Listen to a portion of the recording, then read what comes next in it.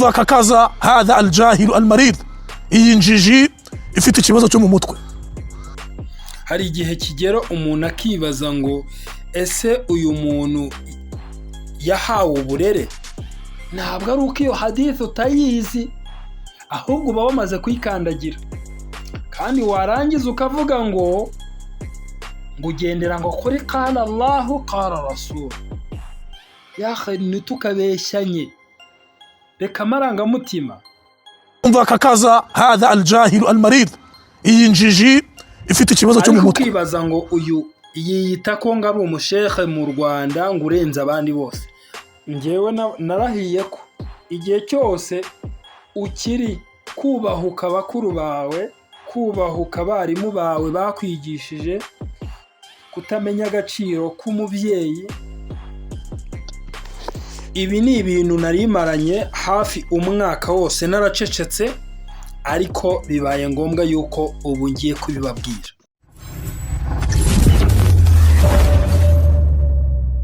Ni nako nkubwira ko dufite amarange meza muri Life Paints. Dufitemo amarange meza cyane, amarange ushobora gutera ku nzu ikamera neza, ntabyo kuzana ngo hirya no hino ngo byagize gute. Ni muri Life Paint tukufitiye amarange rero meza kandi y'ubwoko bwose bugiye butandukanye. Duhamagare niba ushaka kurangura cyangwa kugura kuri 078 67 23 053. Nuko nguko bimeze. Reka ngusuhuze ari nako kandi nkwifuriza gukomeza kugubwa neza n'ibyo urimo bigiye bitandukanye. Wowe udukurikira umunsi ku munsi, wowe tubana nawe mu biganiro byacu bigiye bitandukanye, uri w'agaciro gakomeye cyane. Uhari kubera yuko duhari, kandi natwe duhari kubera yuko muhari. Nongera kukwibutsa gukora subscribe wowe utarayikora, kugira ngo tujye tubasha kubana neza cyane mu biganiro byacu bicaho umunsi ku munsi. Njya nkubwira ngo niba utaradukunda, reka nkubwire ko bizarangira udukunze. Bitatu ushobora kwigira ku ikosa, uzatekereze ku ikosa, ari nako kandi uzaryigireho, hanyuma ufate icyemezo ko utazigera wongera kurikora na rimwe.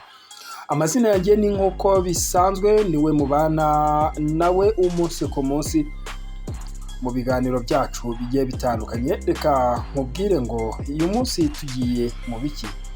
Uyu munsi rageze ngo tuze kuganira ku bintu byinshi bigiye bitandukanye, ariko by'umwihariko ndagira ngo tuze guhera ku kibazo gikunze kubaho rimwe na rimwe. Ndagira ngo uyu munsi tuze kuganira ku ijambo uyu bita Faraji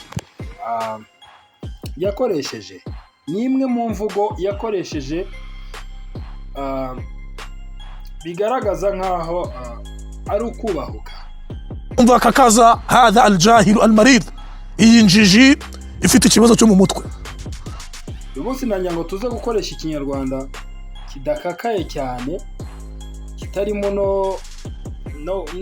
no gutukana, kitarimo ahubwo ikinyarwanda cyo kwigisha. Uyu Faraji ngira ngo reka mbanze mbashyirireho video ye arimo atuka. Uwo yatukaga ni umubyeyi ufite abana, ni umuntu ufite famiye, ni umuntu tutitaye ku byari cyo, kari umuyobozi, kari umushehe. Ariko ndagira ngo ngwereke ngo rimwe na rimwe buriya akenshi iyo umuntu agiye gukora ikintu ntabanze gukoresha ubwenge, nabyo ubwabyo bibyara ikindi kibazo. Uyu Faraji rimwe na rimwe hari igihe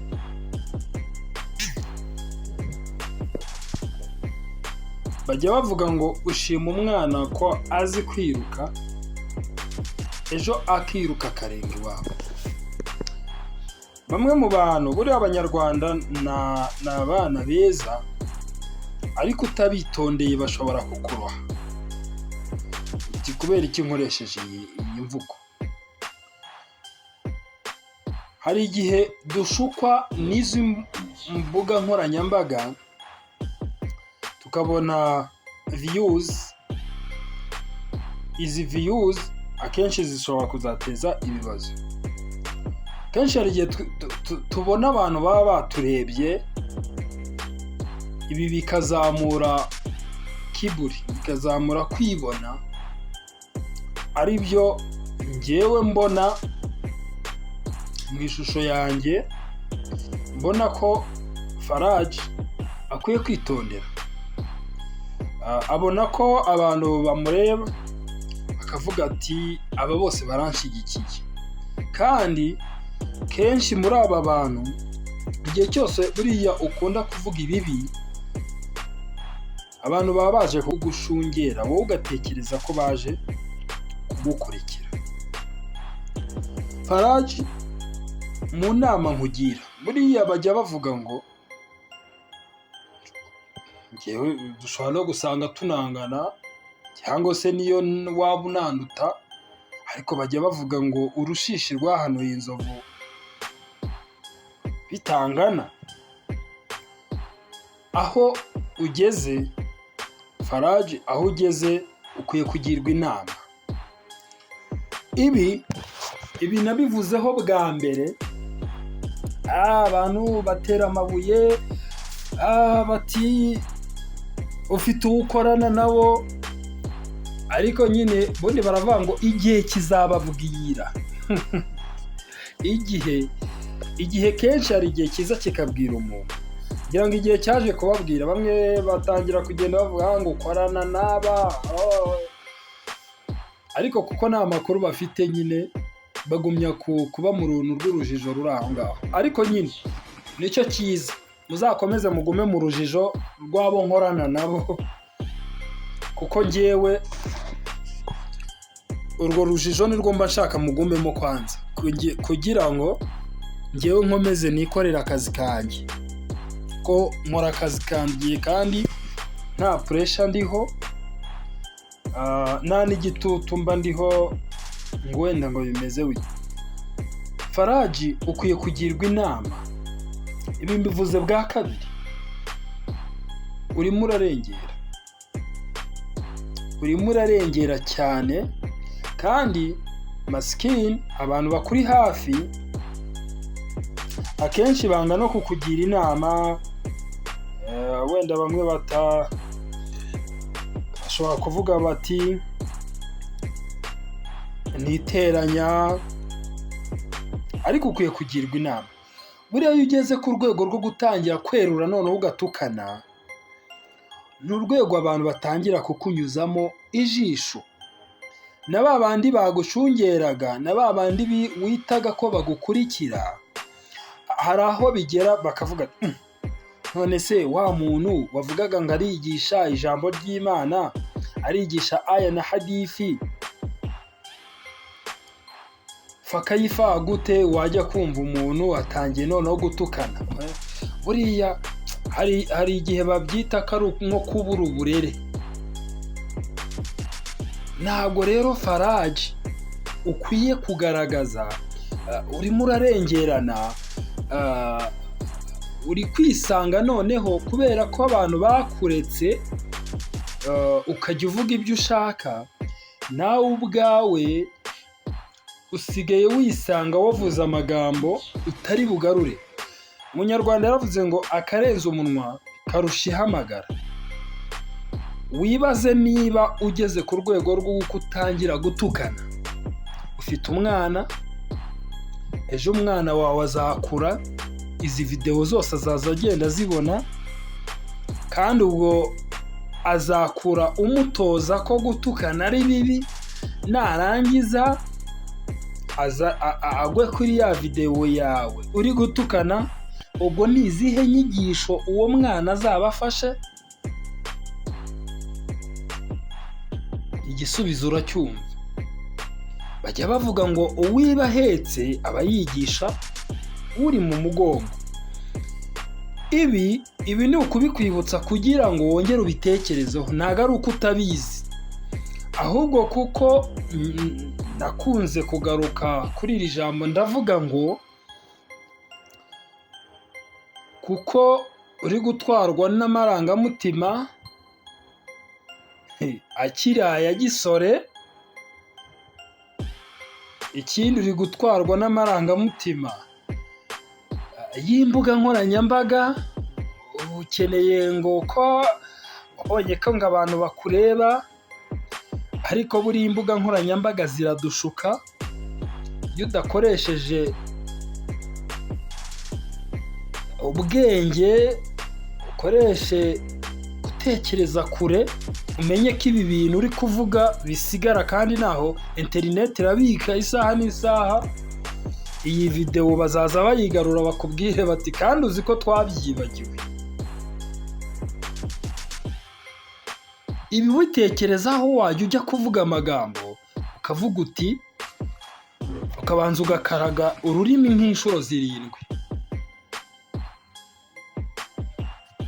Njyewe nzaza nkwereke ibyo rimwe na rimwe udatekereza aho ugendera mu marangamutima. Ntabwo ari uko hadith utayizi. Intumwa y'Imana Muhammad sallallahu alaihi wasallam ivuga ngo sibabul muslimu fusuqi, gutuka umuyisilamu ni icyaha. Ntabwo ari uko iyo hadith utayizi, ahubwo uba wamaze kuyikandagira, kandi warangiza ukavuga ngo ugendera ngo kuri qala Allahu qala Rasul. Yahe ntitukabeshyanye, reka amarangamutima. Intumwa y'Imana niba ibuza umuntu gutukana, ivuga ngo gutuka umuyisilamu mugenzi wawe ni icyaha, gutuka umuntu ni icyaha. Hanyuma wowe warangiza ufasha umuyobozi uramututse, kuko uriya watutse ni umuyobozi, afite icyo ayobora, afite icyo ashinzwe mu miyoborere. Uriya watutse ikindi ni umubyeyi, afite abana, afite famiye ye. Bivuga ngo famiye ye yumvisha umutuka kuriya ntabwo yishimye. Abana be bazakura bumva iriya video utuka papa wabo ntabwo bazakwishimira. Uri kurema, urimo urarema ikintu gikomeye cyane ejo gishobora kuguturikana. Mu bintu byo kugendera mu marangamutima, byo kugendera mu bagushuka, njyewe mbyita ko bagushuka, kuko utabikoze ngo niho ukura risike. Utabikoze ngo byarangira utabonye risike, ariko uribeshye cyane. Yahe umuntu ushobora no kuvuga ibyiza kandi risike ukayibona. Ntabwo ari ngombwa ujye gutukana kugira ngo, ntabwo bisaba gukora ubugome kugira ngo ubone ifunguro, ahubwo ifunguro ryaguha impumuro. Ifunguro ubonye mu buryo bwiza niryo ryaguhereza impumuro, ariko ntabwo bigusaba kugira ngo usebye umuntu, ntabwo bigusaba kugira ngo uze kuvuga umuntu nabi, uze gutuka umuntu nabi, ngo kugira ngo views ziboneke, hanyuma ngo nawe ngo ubonereho risike. Ibi nkubwira urabizi neza ko uko wirirwa usebya umuntu, uko wirirwa utuka umuntu, uko wirirwa ushaka kwigaragaza nk'umuntu mwiza. Ariko reka nkubaze, nibyo koko mwita ko muri abashehe ngo mu Rwanda 2, wowe n'undi ntavuze, nawe mfite igihe nzamugarukiraho. Njyewe narahiye ko igihe cyose ukiri kubahuka bakuru bawe, kubahuka abarimu bawe bakwigishije, kutamenya agaciro k'umubyeyi. No mu muco nyarwanda hari ibyo abantu bavugira ku karubanda, hari n'ibyo batavugira ku karubanda. Rimwe na rimwe abantu bakuru bajye bakwegera bakugira inama, uri kurengera, uri kurengera, uri ku rwego rw'uko abantu bashobora kuzagufata nk'aho nta burere ugira, kuko ntabwo ntekereza aho umuntu ashobora gutukana ngo bigaragaze nk'aho afite uburere. Akenshi reka tujye tukugira inama, kubera ko abakakugiriye inama bo baragushungera bakakwihorera, bakakubwira ati, bakakogeza. Kenshi ntabwo ari uko umuntu bamwogeza kuko bamukunze. Faraji, reka nkubwire iri jambo, nubona abantu bagusekera bose ntuzangira ngo barakwishimiye. Abagusekera bose ntuzatekereze ko bakwishimiye, ahubwo niba uri umunyabwenge uzatekereze uvuga uti, aba bantu ko barimo baransekera, aho niba ari kunseka. Niba uri umunyabwenge ko kureba kure, niba ufite akili iri jayid, gerageza utekereze kuri aya magambo.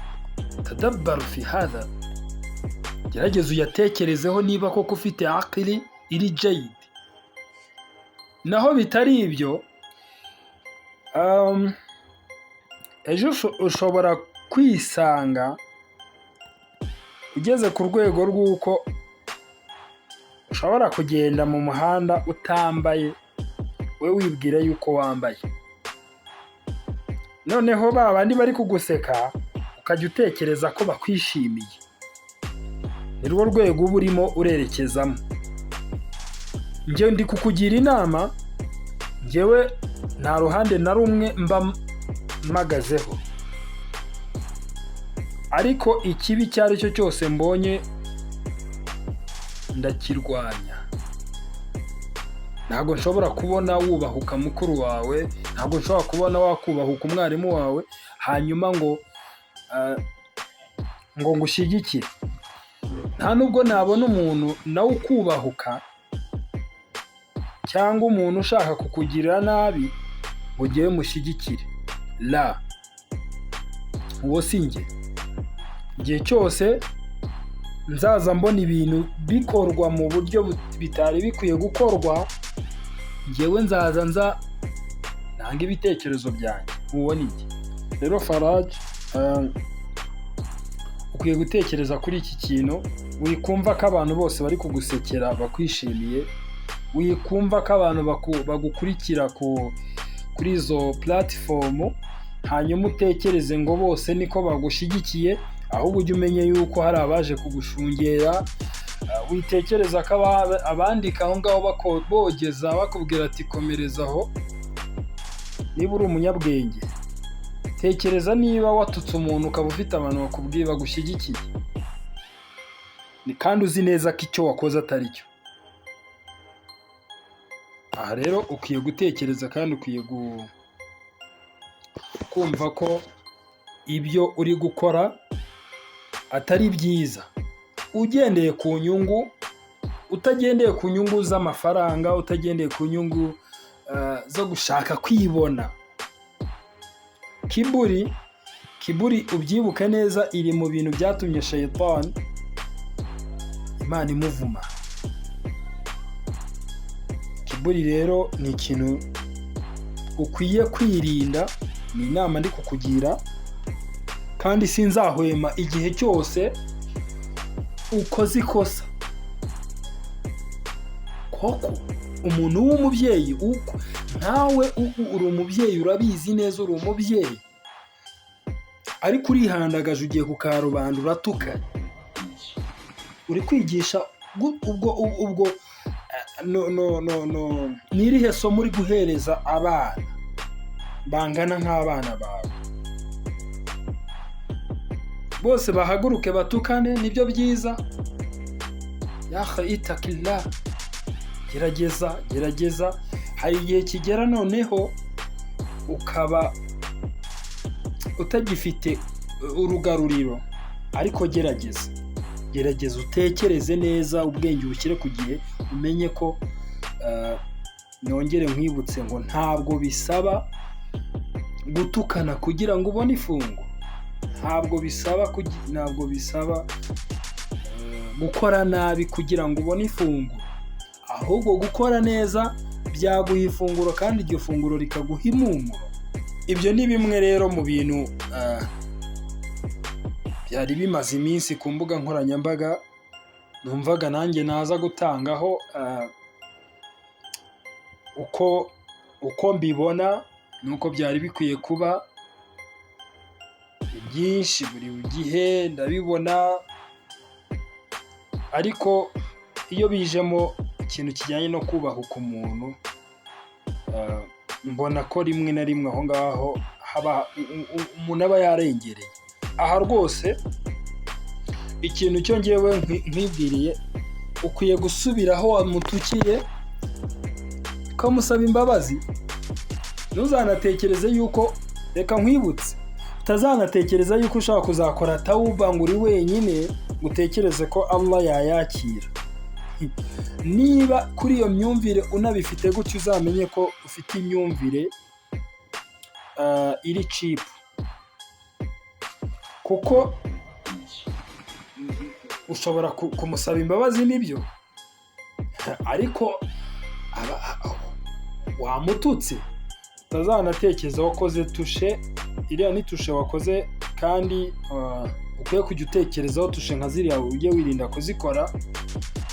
Ibintu bijyanye no kubahuka umuntu cyangwa kumutuka, biriya byo umenye ko byakwambuye. Hari abantu benshi batangiye kugukomantaho, kugutekerezaho, bibaza koko niba warize idini. Ibyo rero ni bimwe mu bintu bituma abantu na babandi witaga, nkubwira ngo babandi witaga ko bagukurikiye, batangira kukwibazaho, bamwe bakakureka. Mugira inama rero, inama ya mbere nkugiye no kwirinda kiburi, kuko kiburi niyo ishingiye kuri ibi bintu byose. Inama ya kabiri nkugiriye niyo kwirinda kubahuka uwo ari we wese. Ubuisilamu ntabwo butwigisha kubahuka uwo ari we wese. Ikindi ukwiriye kwicara hasi ukumva inama z'abakuru. Ukwiriye kwicara hasi ukumva inama, ngo umutwe umwe wigiriye gusara, gerageza wumve inama rero. Reka mbashimire mwese twabanye, yaba aho twabanye mwese abadukurikira muri ahantu hagiye hatandukanye. Reka mbashimire, ari nako kandi mbifuriza gukomeza kugubwa neza n'ibyo murimo bigiye bitandukanye. Ikiganiro cyo nakagaruka, mbararikira kandi gukurikirana ikiganiro kindi tuzakora kigaragaza umwaka wa 2025, bimwe mu bikorwa bigiye bikomakomeye umuryango w'abayisilamu mu Rwanda wagiye ukora. Ibyo wijeje abayisilamu, ese mu migabo n'imigambi bijeje abayisilamu ko bazabakorera, ese bigeze hehe? Tuzareba mu mwaka ushize ibyo bakoze, hanyuma turebe niba koko imyaka 4 isigaye, ese koko bizakorwa cyangwa iyi manda ishobora kuzarangira bidakozwe. Reka mbashimire mwese tuba twabanye, ari nako kandi nkwibutsa kongera gukora subscribe niba utarayikora, ari nako kandi ntukave ku kiganiro udashyizeho ibitekerezo byawe, kubera yuko ni ingenzi. Hanyuma utubwire uti ibi mubikosore, mwongeremo ibi.